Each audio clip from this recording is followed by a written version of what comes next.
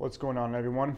In today's video, I'm going to show you how to install these Rite double pack rack gun and bow mounts. You can use it for a bunch of other things. I'm going to be using it for shovels and stuff while plowing.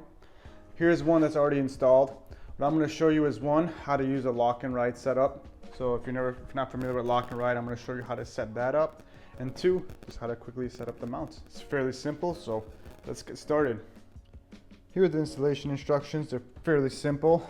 We're first going to kind of get the lock and ride stuff set up here with the hex standoff, rubber knob, large washer, plastic spacer, rubber bushing, small washer, and the nylon hex nut. Then we're going to go ahead and add the bar and then add our little grips on top. So to set up the lock and ride, here's pretty much what we got to do. We're going to take our hex stand off. We're going to take our rubber knob. You're going to take the top part of the rubber knob and just spin it on the hex stand off. So you get it about right here. Then we're going to take the large of the washers, put that on next. Followed with the plastic spacer, which I just had here. Here it is. Plastic spacer goes on. Then our rubber bushing goes on. This is what actually expands to fit into the lock and ride hole. You can see one right over there. So I gotta kind of go higher with this. Let's go all the way up actually. Push all the way in. We're gonna follow that with our small washer. And then our hex lock nut. Or you have the little nylon lock nut. Okay. We're then gonna grab some 14mm wrenches. 14 on top. I believe it's a 14 or 15 on bottom. 14, I would just rather use a 15 on the bottom. So 14 on top, 15 on bottom. And we're just gonna tighten up the lock nut until we see like 1 or 2 threads of the bolt. About right there is good, not even a thread. We just gotta get it right past the end of the bolt, just to ensure that it won't back off. There you go, now I can see a thread. Okay, and this is ready to go into our lock and ride hole. I'm personally using these far ones just because it's like they'd be a good enough distance for me. So all I'm gonna do now is push this bushing in till the washer bottoms out. You tell it's pretty tight, I could even loosen this up, worst case scenario. All you gotta do to control it is hold the top hex. Now it's sitting flush. And what we wanna do is wanna hold the top. So I'm just gonna grab my 14mm wrench. I'm gonna hold the top and just spin the bottom mount until it's pretty tight, pretty hand tight. And what that's gonna do is it's gonna squeeze those 2 washers, split that, or not split, but spread that rubber bushing and just do a press fit into that hole, the lock and ride hole, okay? So keep on going like that. That's getting pretty tight now. Do a little quarter of a turn. There you go. That's pretty hand tight. And that's gonna be locked in place. And you can see I could literally just grab this and lift up and push down on my whole ATV. I'll do it with this mount because it's a little easier to grab. I'm using a lot of effort, and that's not going anywhere, okay? It's a good little press fit on there. Now that we have our lock and ride set up in place, we can finish out the rest of the installation. We have a little T-handle.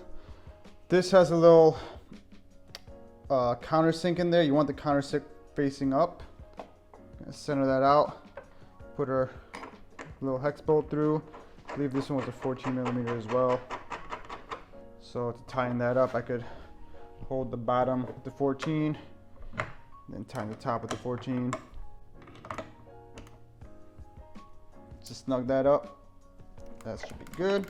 You'll still get a little rotation just from the mount, but that's okay. It's not a big deal.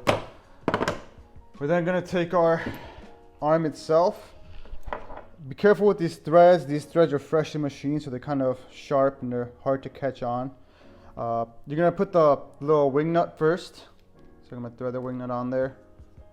Threads pretty freely through the wing nut, but I did have a problem threading through the bracket. It was kind of rough and it was catching. Felt like it was gonna strip, but it's just because the threads are fairly new. So make sure you're going in straight. If it feels a little weird, back it out. This one's going in pretty smooth. And there you go. You put that down as much as you want. I'm gonna leave the wide side in, kind of like that. And then you spin this little lock nut, the wing nut, you lock it in place. You could take a pair of pliers to make it easier for you. Repeat on the other side.